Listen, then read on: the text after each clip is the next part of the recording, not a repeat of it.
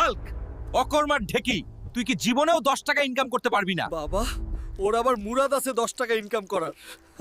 এই বাড়িতে বসে বসে খাবিস? তোর ভাইয়ের টাকায় তোর পেট চলবে? বের হয়ে যা, আজ থেকে তুই এই বাড়ির কেউ না। শোন হাল্ক, যেদিন তুই তোর ভাইয়ের চাইতে বড় লোক হবি সেদিনই এই বাড়িতে ফিরবি।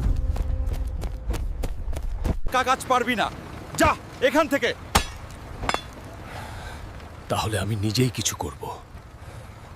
এই চা যে খাবে তার শরীরে আসবে 16 বছরের তাগড়া শক্তি। হাল্ক, আমাকে 1 কাপ, আমাকে দে। আজ আমি এই রেস্টুরেন্টের মালিক।